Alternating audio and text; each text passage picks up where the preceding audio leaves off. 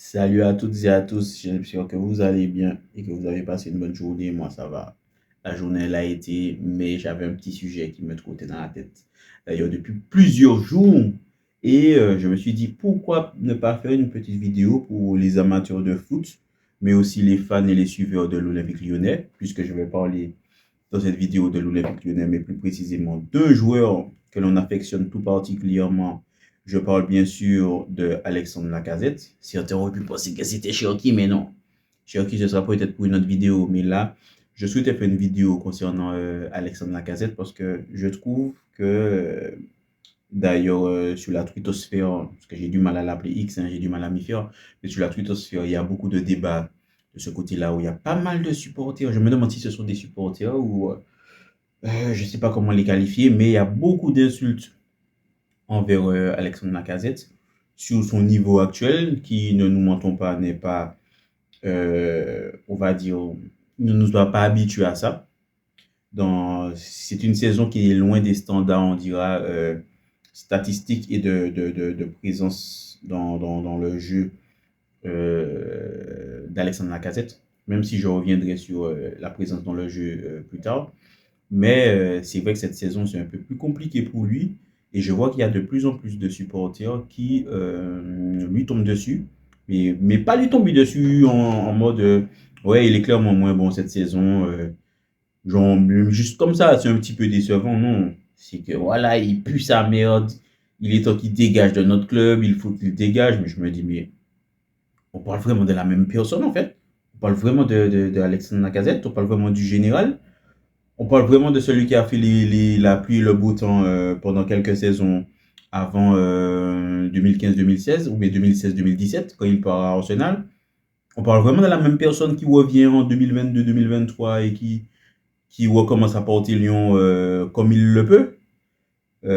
Franchement, quand j'entends ça, moi, je ne peux m'empêcher de me dire que avec les réseaux sociaux, l'ingratitude des gens est vraiment mise à nu, est vraiment mise à jour, mise sur le devant de la scène parce que il est sûr, il est indéniable, c'est sûr et certain que le gars, Alexandre Lacazette, il est moins bon cette saison, c'est sûr et certain. Il faudrait être vraiment de mauvaise foi pour pouvoir dire oh non, voilà, qu'il est super bon. Non, il est moins bon, il est plus vieillissant forcément, il est moins décisif. Et il y a certaines situations où d'habitude il aurait été clinique, où c'est un peu plus laborieux.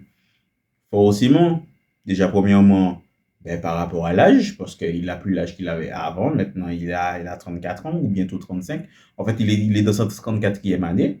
Donc, il a déjà quand même pas mal, on va dire, pas mal bourlingué. Je parle pas en termes de club, hein, mais pas mal, voilà quoi. Il n'est pas à sa première saison en pro.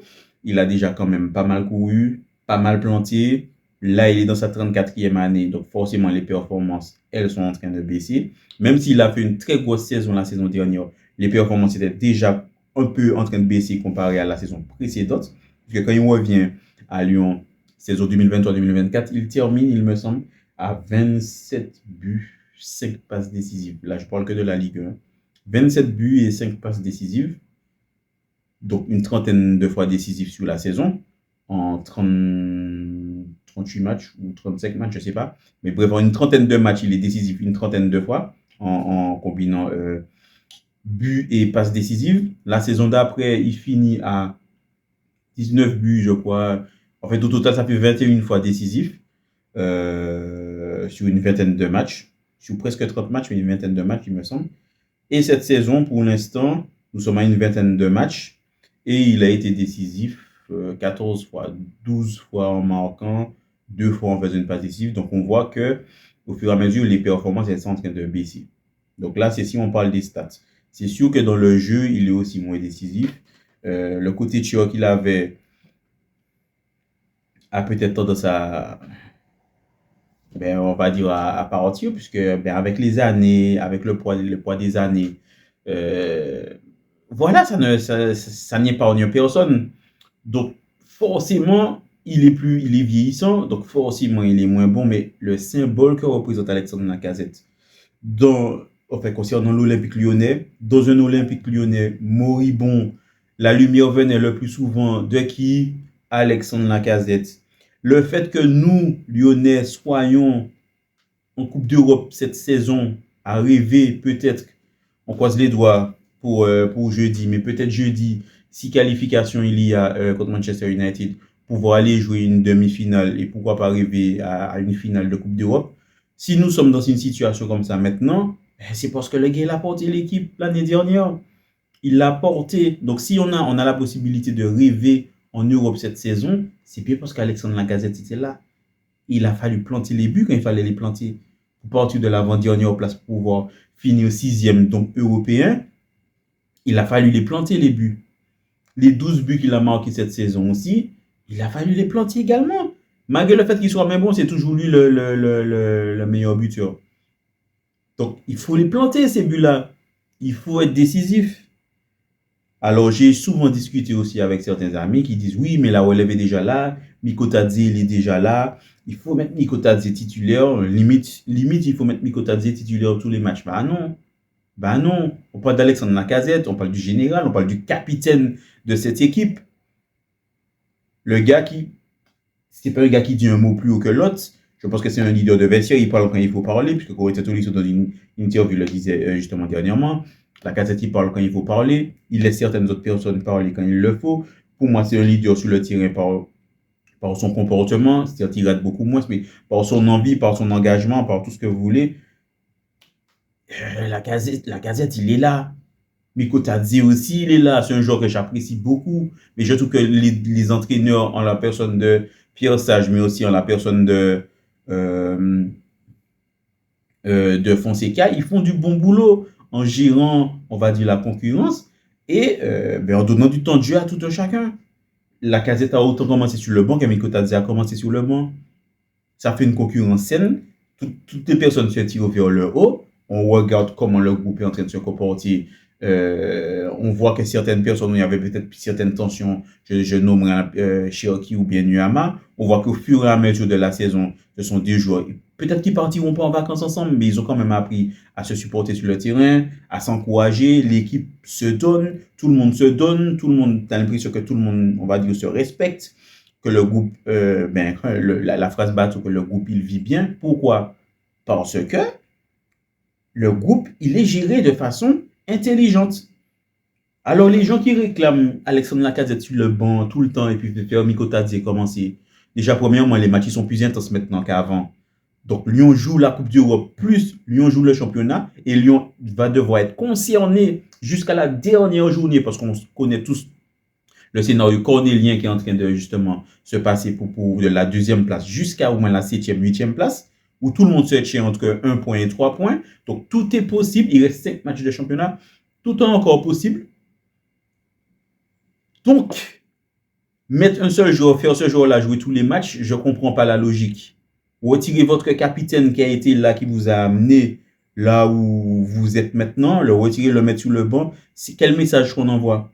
Si ce n'est que peut-être crisper les cadres qui seraient là, qui ne comprendraient pas la situation. Parce que je pense que la première personne qui sait qu'il est moins bon, enfin qu'elle est moins bonne, c'est Alexandre Lacazette. Je pense qu'il est lucide. La preuve en est, puisque les pénaltys, il les laisse à Mikotadze. Maintenant, ça fait 2 matchs, il a laissé les pénaltys à Mikotadze. Il se sait moins décisif. Il se sait peut-être moins impactant. C'est pas pour autant qu'il se donne pas sur le terrain. C'est pas pour autant qu'il ne représente pas quelque chose de fort pour l'Olympique Lyonnais, même pour ses partenaires. C'est pas pour ça que ses partenaires n'ont pas envie de se battre pour lui. Donc, je ne comprends pas la logique de cracher sur quelqu'un qui a fait nos beaux jours, qui continue à se battre pour nous, qui aime ce club comme jamais, qui aime ce blason, qui aime cette ville-là, et qui partira à la fin de la saison, puisque c'est sa dernière saison. Donc, pourquoi le mettre sur le banc? Non. S'il faut qu'il commence autant de matchs titulaires que Mikotadze, je ne vois pas où le problème, puisque la passe, on va dire la relève, elle est en train de se faire là. Petit à petit, il est en train de donner la relève à Mikotadze. Mikotadze prend très bien la situation. Donc, au bout d'un moment, les gars, il faut arrêter, il ne faut pas être ingrat, parce que moi, je parle d'ingratitude. Je parle d'ingratitude. Quand il était là pendant les dernières saisons, à nous sauver à chaque fois, je pense que sans Lacazette, Lyon est en Ligue 2. La saison d'avant et la saison dernière, on pouvait finir en Ligue 2. Et qui est-ce qui nous empêche de finir en Ligue 2? Ben, c'est Lacazette. C'est Lacazette. Donc, j'oublie pas tout ça. Que les gens le trouvent moins bon et le critiquent dans son rendement, comme on dit, j'accepte et mon cœur reste ouvert. Mais les gars, ne soyez pas insultants, ne soyez pas ingrats. N'oubliez pas, en fait.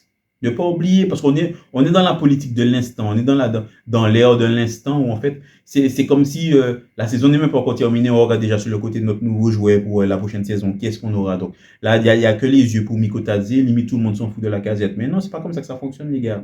C'est pas comme ça que ça fonctionne. Il faut rendre à César ce qui appartient à César. Donc il faut rendre ces titres et ces lettres de noblesse à la personne qui est Alexandre Lacazette, qui certes est moins décisif et moins bon cette saison, mais n'empêche qu'il est toujours là. Il est toujours là. Et il plante toujours. Les gens vont dire que c'est des tapines. Mais on s'en fout. Un but, c'est un but. Quand tu as marqué un but, voilà, un but, c'est un but. Donc les gens vont dire, ah oui, il marque des tapines, que peut-être il était plus spectaculaire avant. C'est sûr et certain. Le poids des années, ça touche tout le monde. Il n'y a personne qui, jusqu'à 40 ans, même Cristiano Ronaldo, le grand Cristiano Ronaldo, avec son hygiène de vie super drastique, vous ne viendrez pas dire que le gars, il est tout aussi bon à 40 ans que quand il avait 30 ans. Bah non, forcément, les performances physiques, elles baissent. Les capacités physiques, elles baissent. La rapidité d'exécution va baisser également. C'est pas pour autant. Bon, après, je sais qu'il y en a certains qui diront ça. Les suceurs de Messi diront que Ronaldo pue sa mère. Les suceurs de Ronaldo diront que Messi pue sa mère. Mais les gars, ils sont vieillissants. Donc, il y aura toujours des éclairs de génie parce que ce sont des joueurs au-dessus de la moyenne. Et je tiens à préciser pour qu'on ne me fasse pas dire ce que je n'ai pas dit. Je ne compare pas dans le niveau et dans le niveau de talent Lacazette à Ronaldo et à Messi. Je parle juste du physique, de la physique. Ce qui va toucher tout le monde, en fait. Quand tu vieillis, ben, tes capacités physiques, elles baissent. Donc, voilà. Le gars, il a eu 25 ans et puis il a eu le rendement qu'il a maintenant.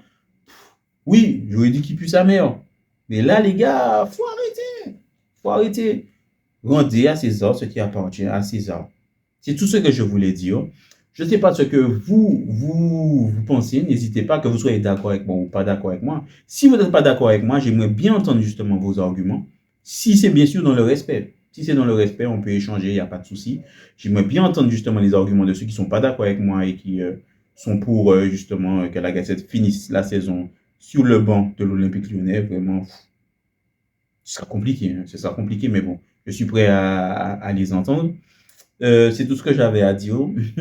Moi, je vous donne rendez-vous peut-être jeudi pour un débrief après le match à Old Trafford contre Manchester United, en espérant un débrief avec le sourire, un débrief avec une qualification lyonnaise.